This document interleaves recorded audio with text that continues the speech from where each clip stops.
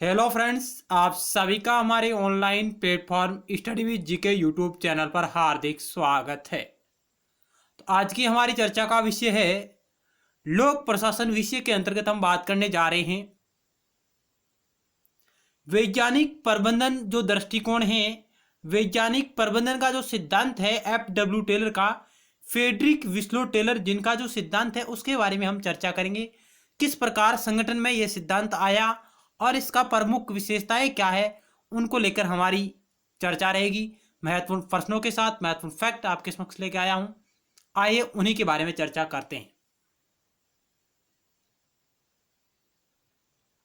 यह हमारा पार्ट 7 है। इससे पहले हमने 6 पार्टों में लोक प्रशासन विषय से संबंधित महत्वपूर्ण सवालों के बारे में चर्चा की है। यदि आपने उन्हें नहीं देखा तो आप उन्हें भी जरूर देखिएगा, जिसका लिंक इसी वीडियो सीरीज के नीचे डिस्क्रिप्शन बॉक्स में दिया गया है, या आप हमारे YouTube channel study with GK की प्लेलिस्ट पर विजिट कर सकते हैं, जहां आपको अन्य और महत्वपूर्ण वीडियो सीरीज उपलब्ध है वो आपको वहां मिल जाएगी। यदि आपको हमारा प्रयास अच्छा लग रहा हो तो आप इसे लाइक करें और अपने दोस्तों के साथ शेयर भी करिएगा। और आपने अभी तक हमारे YouTube channel study with GK को अभी तक सब्सक्राइब नहीं किया तो आप इसे जरूर सब्सक्राइब करें और उसके बाद पास बने बेल के आइकन को भी जरूर दबाएं, ताकि नेक्स्ट टाइम वीडियो सीरीज का नोटिफिकेशन आपके पास तुरंत पहुंच जाए। तो आज की प्रश्नोत्तरी का पहला सवाल आपकी स्क्रीन पर रहा। ये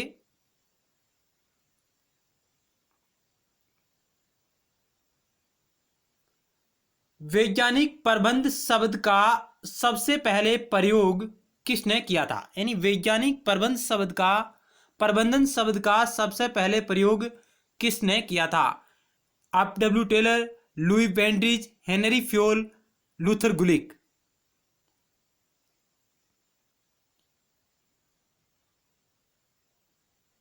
तो इस क्वेश्चन का ऑप्शन बी राइट होगा। लुई बेंड्रिज ने सबसे पहले वैज्ञानिक प्रबंध शब्द का प्रयोग किया था। वैज्ञानिक प्रबंध शब्द का प्रयोग है जो लुई बेंड्रिज के द्वारा किया गया था।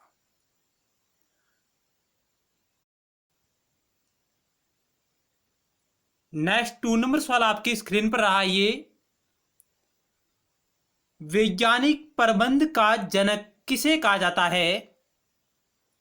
एफ.डब्ल्यू. टेलर को, लुई बेंड्रिज को, उर्विक को, मुनेवेरिले को। क्या होगा 2 नंबर सवाल का right answer? Option A right होगा। एफ.डब्ल्यू. टेलर, फ्रेडरिक विस्लो टेलर, जिसे वैज्ञानिक प्रबंधन या वैज्ञानिक प्रबंध आंदोलन का जनक कहा जाता है। और एफ.डब्ल्यू. टेलर का जो जन्म है, इसका जन्म जर्मन टाउन नामक कस्बा पेंसिल्वेनिया अमेरिका में होता है। यानी इनका जन्म किस देश में हुआ? तो यूएसए में इसका जन्म हुआ। यह भी आप ध्यान रखिएगा। एफ.डब्ल्यू. टेलर का संबंध किस देश से रहा है? तो यूएसए से रहा है, वहां पर इनका जन्म होता है। जर्मन टाउन नामक कस्बा है पेंसिल्वेनिया, वहां पर इनका जन्म होता है। और इन्होंने 18 वर्ष की आयु में एंटरप्राइज हाइड्रोलिक वर्क्स नामक कंपनी में कार्य किया। यानी फ्रेडरिक विस्लो टेलर शुरुआती दौर में 18 वर्ष की आयु में जब इन्होंने एंटरप्राइज हाइड्रोलिक वर्क्स नामक कंपनी है जो फिलाडेल्फिया में कंपनी थी, वहां पर इन्होंने एक प्रशिक्षु के रूप में कार्य करना आरंभ किया था। एंटरप्राइज हाइड्रोलिक वर्क्स नामक कंपनी फिलाडेल्फिया में थी, जहां पर 4 वर्ष तक टेलर ने एक प्रशिक्षु के रूप में कार्य करना आरंभ किया था। ध्यान रखिएगा। उसके बाद इन्होंने मिडल स्टील जो कंपनी थी, मिडल स्टील, वहां पर इन्होंने एक श्रमिक के रूप में कार्य किया और फिर वहीं पर उस कंपनी का यह चीफ इंजीनियर यानी मुख्य अभियंता बन जाता है। एंटरप्राइज हाइड्रोलिक वर्क्स कंपनी में कार्य करने के 4 वर्ष पश्चात वहां वह मिडल स्टील कंपनी में एक श्रमिक के रूप में कार्य करता है और फिर उसी मिडल स्टील कंपनी में यह चीफ इंजीनियर मुख्य अभियंता बन जाता है टेलर। और वहां पर इसका सामना काम चोरी की घटना से होता है। यानी कारखानों में जो काम चोरी की घटना थी उससे एफडब्ल्यू टेलर का सामना होता है और वह इस काम चोरी की घटना को रोकने तथा उत्पादन को बढ़ाने के लिए उन्होंने कई रिसर्च किए, कई शोध किए और कई तकनीकी है जो इन्होंने अपनाई और दुनिया के सामने ये लेके आए, जो वैज्ञानिक प्रबंधन विचारधारा के रूप में आज दुनिया के सामने हैं। नेक्स्ट सवाल आपकी स्क्रीन पर रहा ये,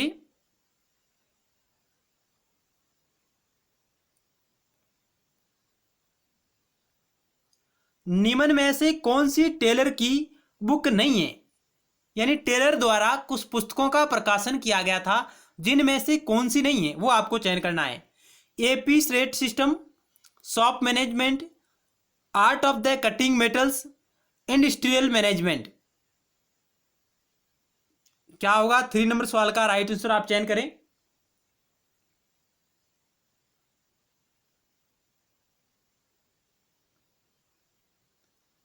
तो इस क्वेश्चन का ऑप्शन डी राइट होगा।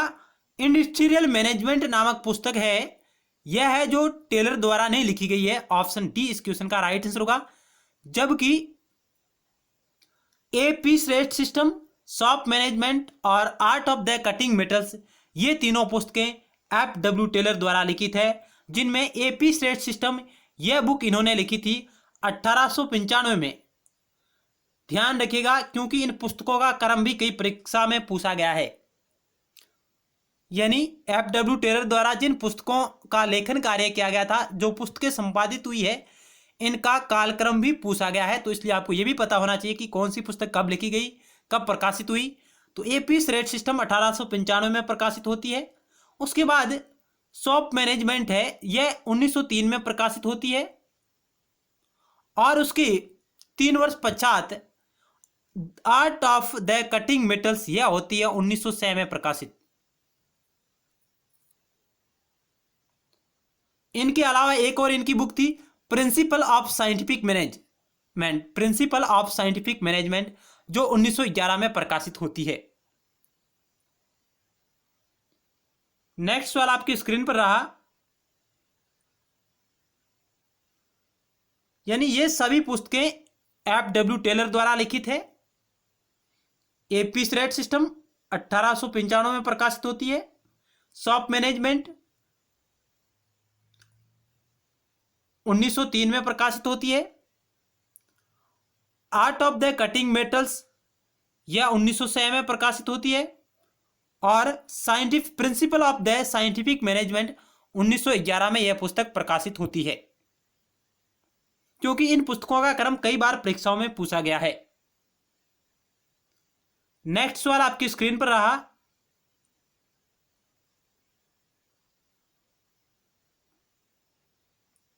फोर नंबर, टेलर ने कौन सी सोल्डरिंग यानी काम चोरी बताई है। टेलर ने कितने प्रकार की सोल्डरिंग यानी काम चोरी बताई थी। किसी संगठन या किसी कारखाने में उन्होंने कितने प्रकार की काम चोरी बताई है।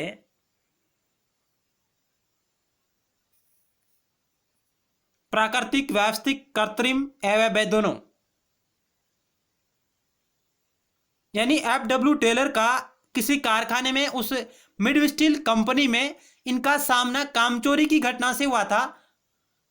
उसके कारण उत्पादन है जो बहुत ही कम हो रहा था, नगण्य मात्रा में हो रहा था और उसको लेकर उन्होंने जो कामचोरी की घटना को उत्तरदायी ठहराया उत्पादन के लिए। उन्होंने कहा कि कामचोरी की घटना है जो 2 प्रकार की होती है, एक प्राकृतिक रूप से होती है और एक होती है व्यवस्थित रूप से। ऑप्शन डी इस क्वेश्चन का राइट आंसर होगा। जो प्राकृतिक रूप से होती है उसमें व्यक्ति आराम करने की आदत होती है, आलस्य होता है और वह ज्यादा परिश्रम करना नहीं चाहता है। जबकि व्यवस्थित जो काम चोरी की घटना है, जो सोल्डरिंग है, वह सामाजिक और सांगठनिक कारकों के द्वारा प्रभावित होती है। यानी जो प्राकृतिक काम चोरी की घटना हुआ तो आलस्य के कारण होती, मनुष्य ज्यादा काम नहीं करना चाहता है। जबकि जो व्यवस्थित काम चोरी की घटना है वह सामाजिक और जो सांगठनिक ढांचा है संगठन का, उसके कारण होती है। कम वेतन होना, आधुनिक सुख सुविधाओं का अभाव, इसके कारण है जो यह काम चोरी होती है। यह बात FW टेलर ने बताई है। ऑप्शन डी इस क्वेश्चन का राइट आंसर है।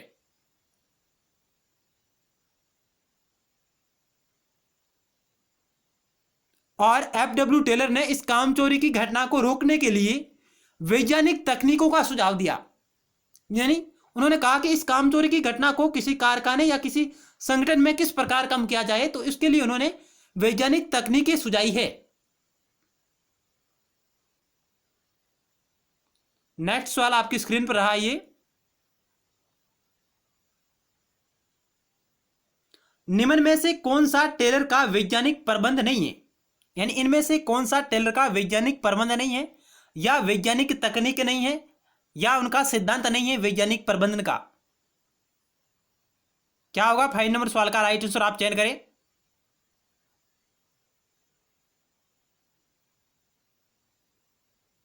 समय का अध्ययन, गति का अध्ययन, अपवाद का नियम, समरूपता का सिद्धांत।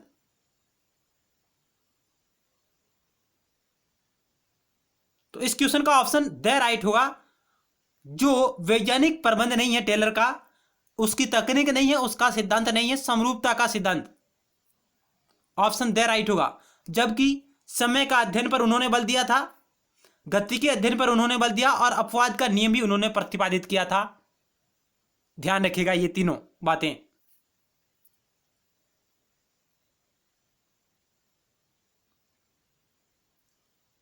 चलते हैं नेक्स्ट क्वेश्चन की ओर।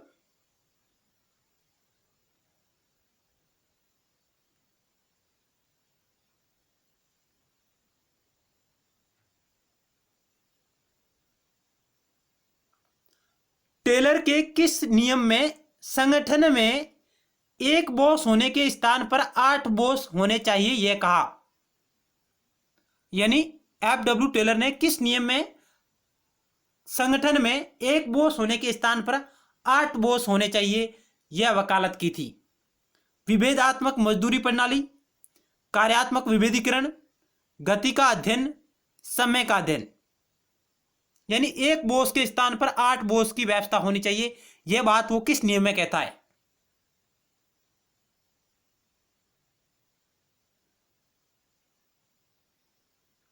तो इस क्वेश्चन का ऑप्शन बी राइट होगा। कार्यात्मक विभेदीकरण का जो नियम दिया था, कार्यात्मक फॉर्मेनशिप की जो अवधारणा दी थी उन्होंने, कार्यात्मक फॉर्मेनशिप की अवधारणा FW टेलर ने दी थी। उन्होंने कहा था कि किसी संगठन या किसी कारखाने में एक बॉस के स्थान पर 8 बॉस होने चाहिए, जो उस कर्मचारी को क्या है पर्यवेक्षित करेंगे, उसे निर्देशित करेंगे, जिनमें 4 योजना बनाएंगे और 4 उस योजना को धरातल पर लाने के लिए कार्य करेंगे उस कर्मचारी या उस नौकर के लिए। यह बात FW टेलर कार्यात्मक फॉर्मेनशिप की जो अवधारणा है उसके तहत यह बात करते हैं कि जो आदेश की एकता का जो सिद्धांत था हेनरी फ्योल का, उसकी इन्होंने आलोचना करते हुए उसके विरुद्ध में इन्होंने कार्यात्मक फॉर्मेनशिप की अवधारणा विकसित की थी FW टेलर ने, जो कहती है कि किसी कर्मचारी को ऊपर से एक ही व्यक्ति से आदेश नहीं मिलना चाहिए, बल्कि उसे अलग अलग पर्यवेक्षकों के द्वारा उन्हें पर्यवेक्षित किया जाना चाहिए, ताकि उत्पादन है जो अधिक हो। यह बात FW टेलर करते हैं। ऑप्शन बी इस क्वेश्चन का राइट है।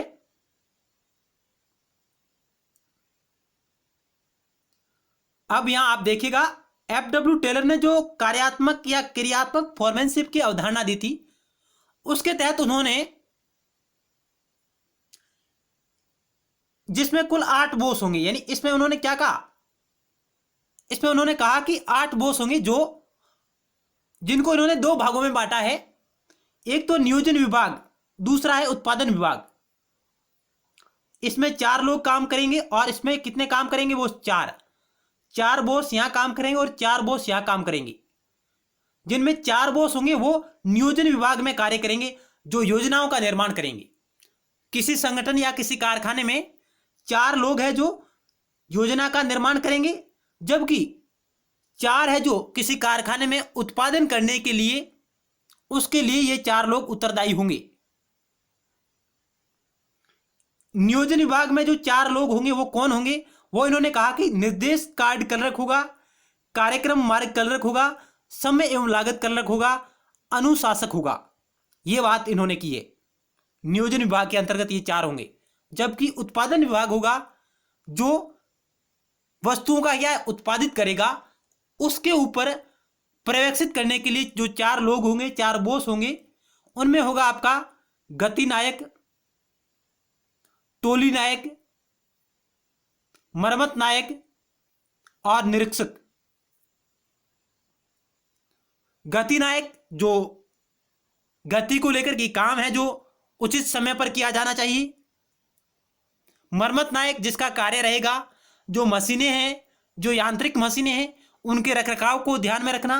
और निरीक्षक इसका मुख्य कार्य क्या रहेगा, उत्पादन विभाग में यानी कारखाना विभाग है जहां धरातल स्तर पर कोई कर्मचारी वस्तुओं का उत्पादित कर रहा है, क्या वह योजना विभाग के अनुसार वस्तुएं उत्पादित हो रही है या नहीं हो रही है, उसका निरीक्षक करेगा। निरीक्षक है जो वो। तो इस प्रकार एफ.डब्ल्यू. टेलर ने कार्यात्मक फोरमैनशिप की जो अवधारणा दी थी, उसके तहत उन्होंने 8 बॉस की वकालत की है कि जिस कंपनी में या जो कर्मचारी कार्य करते हैं, उनको एक कर्मचारी को 8 पर्यवेक्षकों के द्वारा पर्यवेक्षित किया जाना चाहिए।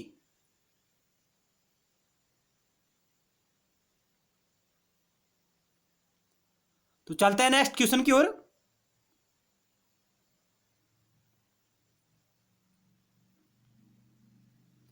टेलर द्वारा 1906 में प्रकाशित पुस्तक है shop management, principle of scientific management, apis rate system, the art of cutting metals.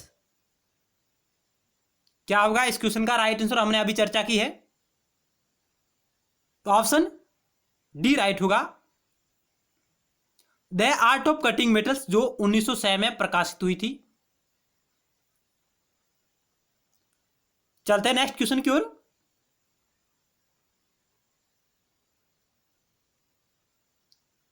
Taylor वैज्ञानिक प्रबंध का मूल आदर्श मानते हैं अंगूठा नियम को, रूल ऑफ थंब, मानसिक क्रांति, मेंटल रिवोल्यूशन, प्रत्येक व्यक्ति का अधिकतम विकास, संघर्ष के स्थान पर मित्र।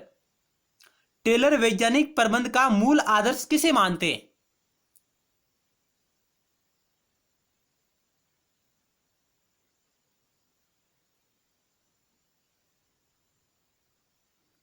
ऑप्शन बी इस क्वेश्चन का राइट आंसर होगा। मानसिक क्रांति या बौद्धिक क्रांति का जो विचार एफ.डब्ल्यू. टेलर ने दिया था, वो कहते हैं कि मजदूर और प्रबंधक के मध्य किसी भी प्रकार का द्वंद्व नहीं रहना चाहिए। उन्हें सामंजस्य और सद्भाव के आधार पर अपने विचारों को परिवर्तन करना चाहिए, एक दूसरे का सहयोग करना चाहिए, और जो कारखाने में लाभ होता है उसका बंटवारा करना चाहिए। यह बात है जो इसके अंतर्गत की जाती है। और उनके जो पारस्परिक हित है उनमें टकराव नहीं होना चाहिए, उनके विचार एक दूसरे से मिलने चाहिए। मानसिक क्रांति के अंतर्गत यह बात, बौद्धिक क्रांति के अंतर्गत यह बात एफ.डब्ल्यू. टेलर ने इस कॉन्सेप्ट को सुझाया था। यानी मजदूर और प्रबंधकों की ओर से मानसिक क्रांति ये आह्वान करती है कि उनके पारस्परिक हित है, उनके मध्य टकराव नहीं होने चाहिए। चलते हैं नेक्स्ट क्वेश्चन की ओर।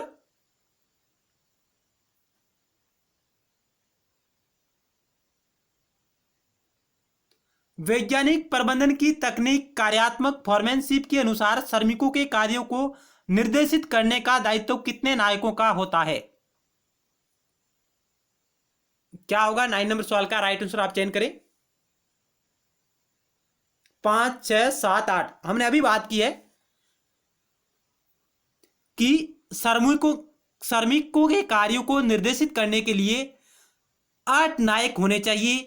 जो कार्यात्मक फोरमैनशिप की अवधारणा है, वो कहते हैं कि किसी कारखाने में श्रमिकों के कार्यों को निर्देशित करने के लिए 8 नायक होने चाहिए।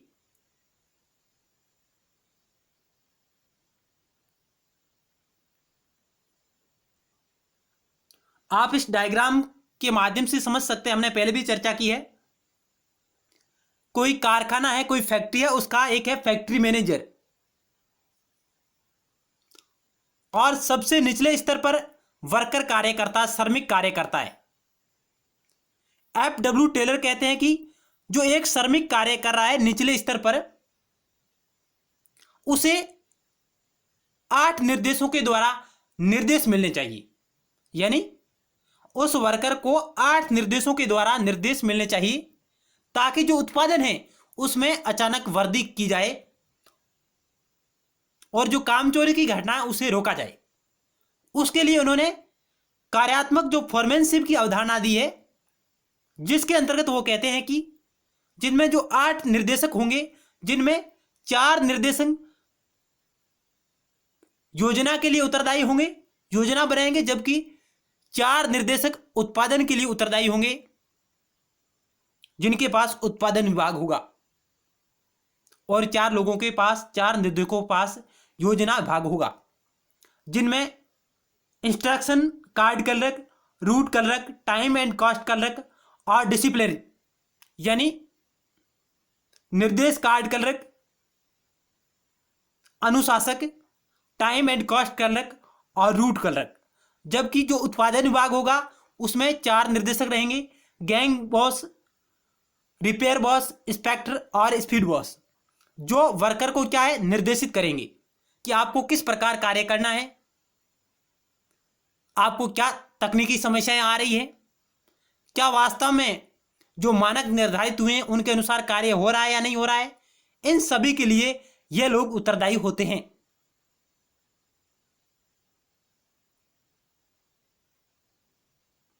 आप हिंदी में भी देख सकते हैं।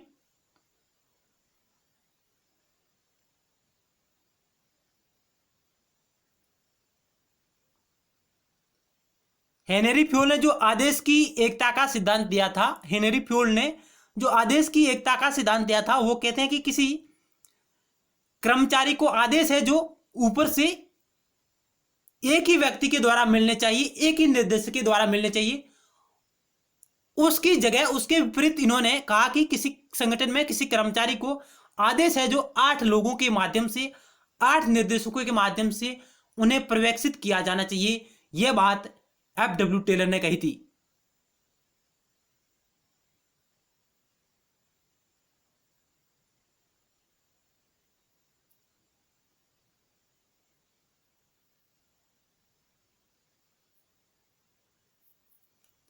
नेक्स्ट सवाल आपकी स्क्रीन पर रहा, ये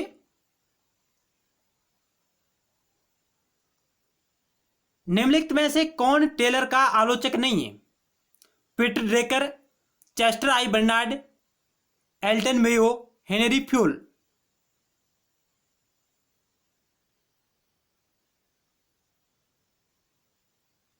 तो इस क्वेश्चन का ऑप्शन बी राइट होगा, चेस्टर आई बर्नार्ड। नेक्स्ट सवाल आपकी स्क्रीन पर रहा,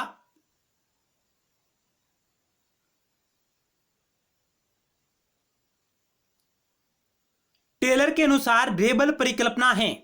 टेलर के अनुसार रेबल परिकल्पना क्या है?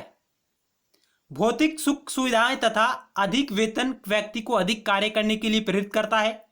परंपरागत सोच के स्थान पर प्रबंधक और कर्मचारी अधिक उत्पादन करें। प्रत्येक अतिरिक्त इकाई के उत्पादन में अतिरिक्त मजदूरी दी जाए। उपयुक्त सभी। टेलर के अनुसार रेबल परिकल्पना है।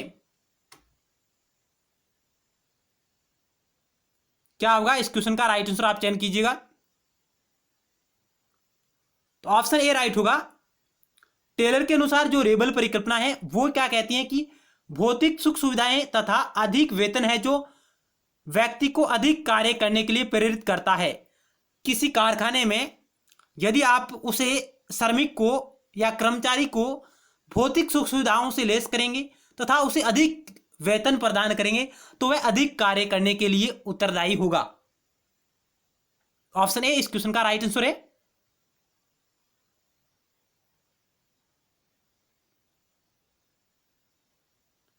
एफ.डब्ल्यू. टेलर के अनुसार रेबल परिकल्पना, जो रेबल हाइपोथेसिस है, उसके अनुसार यदि किसी संगठन में कम उत्पादन होता है तो उसका मुख्य कारण कम वेतन तथा भौतिक सुख सुविधाओं का अभाव है।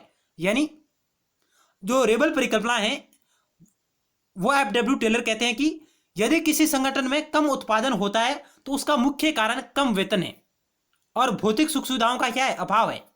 यदि भौतिक सुख सुविधाएं तथा अधिक वेतन व्यक्ति को अधिक कार्य करने के लिए प्रेरित करता है, उसे तैयार करता है। यह बात करते हैं रेबल परिकल्पना के तहत एफ.डब्ल्यू. टेलर। जो एफ.डब्ल्यू. टेलर ने जो वैज्ञानिक प्रबंधन की जो अवधारणा दी है वो केवल आर्थिक मानव पर आधारित है, मानव को आर्थिक और यांत्रिक समझती है,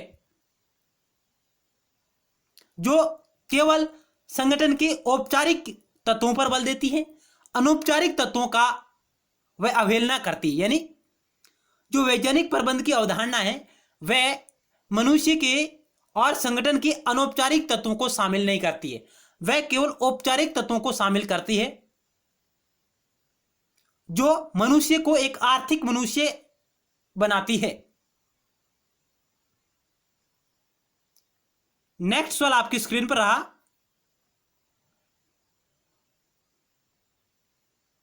अब जो रेबल परिकल्पना दी थी, एफ.डब्ल्यू. टेलर की जो रेबल परिकल्पना है उसको एल्टन मेयो ने टेलरवाद, यानी जो वैज्ञानिक प्रबंध है उसे टेलरवाद भी कहा जाता है, उसको भीड़ परिकल्पना कहते हुए इसकी आलोचना की है। यानी एल्टन मेयो ने टेलरवाद यानी वैज्ञानिक प्रबंध को भीड़ परिकल्पना कहते हुए इसकी क्या है, आलोचना की है।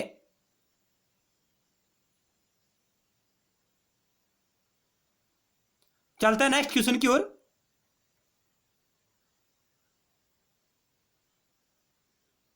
क्योंकि एल्टन मेयो ने जो मानव संबंध सिद्धांत दिया है, संगठन का मानव संबंध सिद्धांत एल्टन मेयो द्वारा प्रतिपादित किया गया, ध्यान रखिएगा। हार्थून प्रयोग और एल्टन मेयो मानव संबंध सिद्धांत, जो किसी संगठन में औपचारिक मूल्यों के साथ साथ संगठन के अनौपचारिक मूल्यों को भी समावेशित करते हैं। Elton Mayo.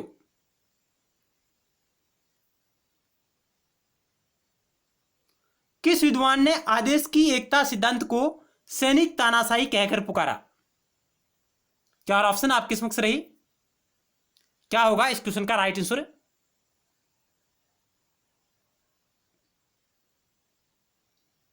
ऑप्शन 3 राइट होगा। एफ.डब्ल्यू. टेलर ने आदेश की एकता सिद्धांत को सैनिक तानाशाही कहकर पुकारा था। जो हेनरी फ्योल के द्वारा जो आदेश की एकता का सिद्धांत प्रतिपादित किया गया था, जिसके मुख्य प्रवक्ता थे, उन्होंने कहा कि जब किसी कर्मचारी को आदेश एक ही व्यक्ति से मिलेगा, एक ही निर्देशक के द्वारा मिलेगा, तो वह तानाशाही हो जाएगा और वह तानाशाही प्रवृत्ति उसमें पनपने लगेगी। इसलिए उन्होंने उसे सैनिक तानाशाही की संज्ञा दी है, एफ.डब्ल्यू. टेलर ने आदेश की एकता सिद्धांत को।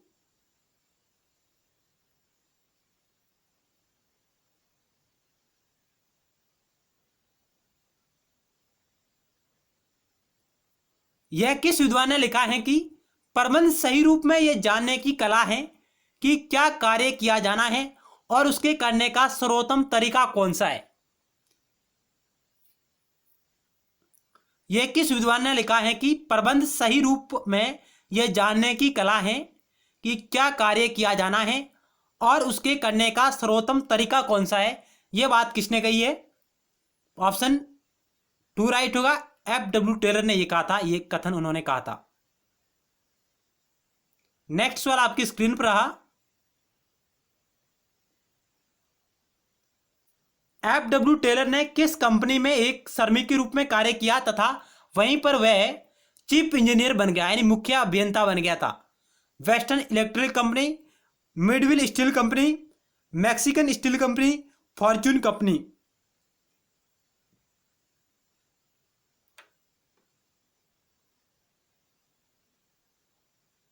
तो इस 14 नंबर सवाल का राइट आंसर होगा ऑप्शन 2। मिडविल स्टील कंपनी में उन्होंने एक श्रमिक के रूप में कार्य आरंभ किया था 1878 में, और इसी कंपनी में वो 1884 में चीफ इंजीनियर यानी मुख्य अभियंता बन गया था मिडविल स्टील कंपनी में। नेक्स्ट सवाल आपकी स्क्रीन पर रहा। टेलर के अनुसार वैज्ञानिक प्रबंध की तकनीक नहीं है निम्न में से कौन सी है जो वैज्ञानिक प्रबंध की तकनीक नहीं है। योजना एवं कार्य का पृथक्करण, कार्य का मानकीकरण, डिफरेंशियल रेट सिस्टम और रूल ऑफ थंब।